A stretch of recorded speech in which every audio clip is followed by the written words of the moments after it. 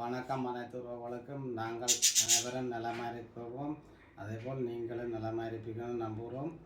இன்றைக்கு என்ன காணொலி பார்க்க போகிறோம்னு சொன்னால், இன்றைக்கு வெள்ளிக்கிழமை தானே, அப்போ ஒரு மரக்கறி சமையல் தான்.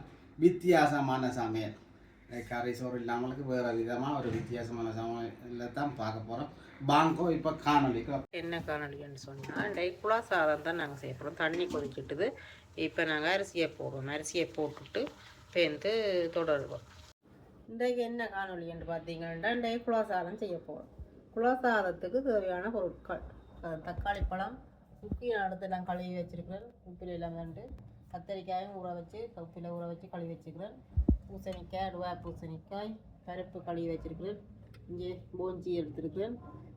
கேரட் எடுத்துருக்கிறேன். மற்றது உருளைக்கிழங்கு, தேங்காய்ப்பு கொஞ்சம் கடைசியாக போடுறதுக்கு. மற்றது வெங்காயம் எடுத்து வச்சுக்கிறேன். மற்ற மரவள்ளிக்கிழங்கு, புளி கொஞ்சம் போடலாம். உள்ளி எடுத்துருக்கேன், சுத்தம் இல்லாத அடைக்க. இவ்வளோ தான் இவ்வளோ சாதத்துக்கு நான் சேர்க்க போகிறாங்க. இப்போ வாங்கோ இதெல்லாம் போடுவோம். அப்புறம் கூடைக்க பார்ப்போம். கத்தரிக்காய் போட போகிறேன். கத்தரிக்காய் மிளகாயும் போடுறேன். லோன்ஸையும் போடுவோம். அடுத்தது தக்காளி பழத்தையும் போடுவோம். அடுத்தது சுக்கினாவையும் போடுவோம். கேரட்டையும் போடுவோம். இதையெல்லாம் கொதித்து அஞ்சாப்பில் தான் மரவள்ளிக்கிழங்கும் பூசணிக்காயும் உருளைக்கிழங்கும் சேர்ந்து சேர்ப்போம். இப்போ நான் குத்தரிசி சோறு போட்டேன். ஒரு போனி அரிசிக்கு தான் இதில் மிரக்கரையும் போட்டேன். இதெல்லாம் கொதித்து அரிஞ்சாப்புறம் பேருந்து பார்ப்போம். இது பார்த்திங்கன்னா கீரை போட்டிருக்கிறேன்.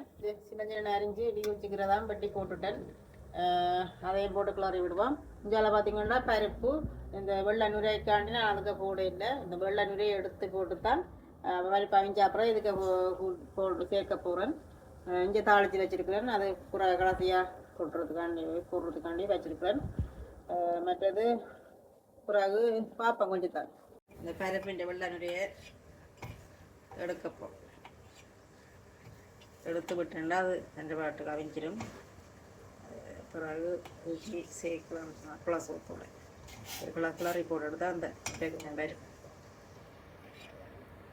நுரையோட சேர்க்கலாம். நல்லா ஐக்கியமா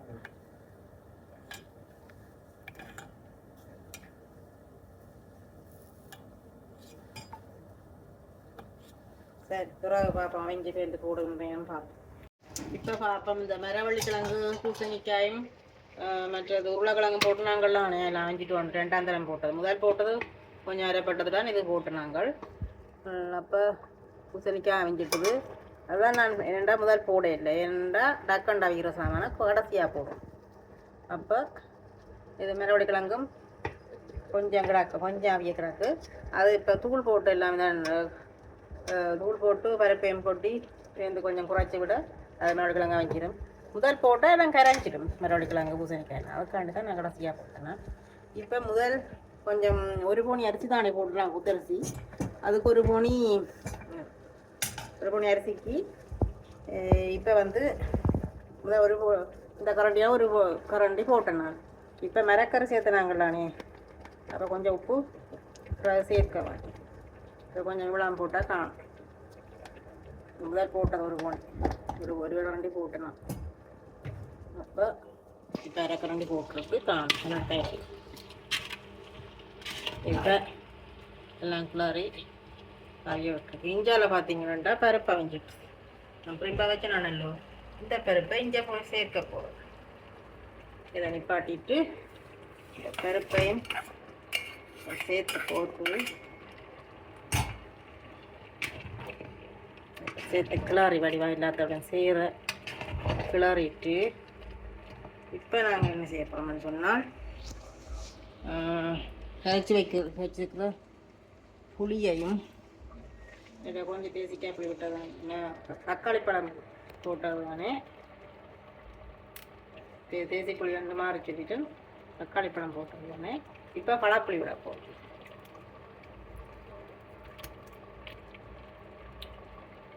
பழப்புளி தான் சோத்துக்கும் நல்ல நல்லா இருக்கு. குளிச்சா தான் சாப்பிடலாம்.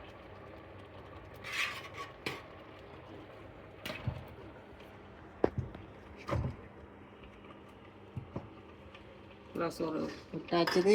இனி தூள் போடுவோம்.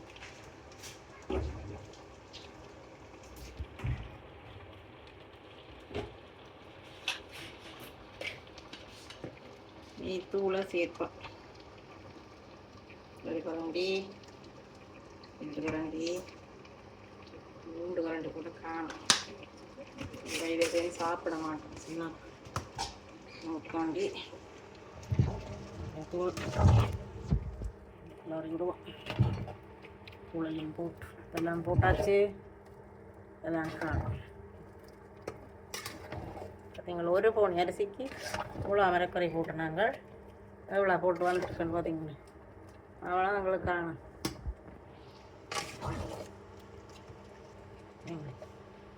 இது கொஞ்சம் இந்த தூள் வைக்க அடங்கட்டும். கொஞ்சம் குறைச்சி விடுவோம். தூளிൻ്റെ அடங்கட்டும். பேருந்து பார்ப்போம். தூள் போட்டுட்டது தானே, தோல் எல்லாம் வெஞ்சிட்டு மனமெல்லாம் மாறிட்டுது. இப்போ கொஞ்சம் தேங்காய் பால் சேர்ப்போம். தேங்காய் பால் சேர்த்து கிளறி விடுவோம்.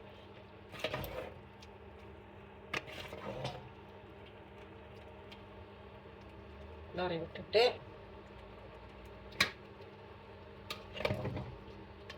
கொஞ்ச நேரம் கழித்து பார்ப்போம்.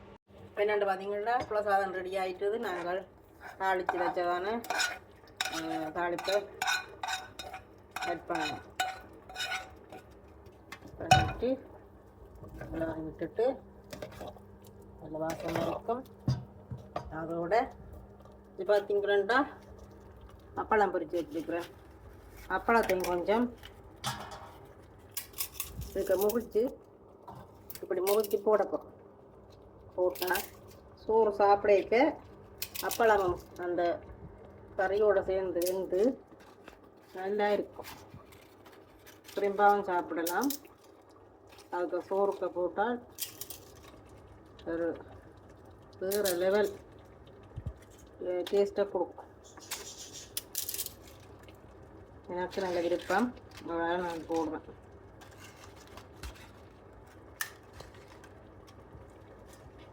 இப்படியெல்லாம் போட்டால் அப்படி அமர்ந்து அதோட சேர்ந்து விலகி வேற அதை எடுத்து கடித்து சாப்பிட இன்னொரு அருமையாக இருக்கும்.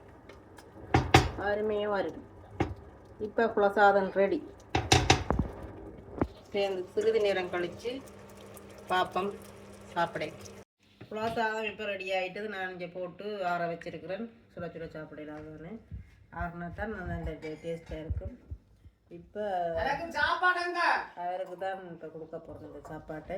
சாப்பிட்டு பார்த்து என்னென்னு சொல்லுவேன் எப்படி இருக்கு. அசத்தலாண்டா அசத்தல் தான். இது கண்ணால் தான் வச்சு உண்மையெல்லாம் சூப்பராக தான் இருக்குது. நான் நினச்சேன் நான் என்னோட யாரும் கேட்க நான் என்ன சாப்பாடு செய்யணும், இதை மறக்கிறது தனி சாப்பாடுன்னு நினச்சேன். எல்லாம் கலந்த சாப்பாடு பிரமாதம். செல்லச்சந்திரன் எல்லாம் சாப்பிட்டது மாதிரி தான் கிடக்குது. ஞாபகம் வருது இப்போ செல்லச்சந்திரன் ஞாபகம். உண்மையெல்லாம் இது இப்போ சாப்பிட்டு பார்த்துட்டு சொல்கிறேன். எனக்கும் நல்லா பிடிச்ச சாப்பாடு தான்.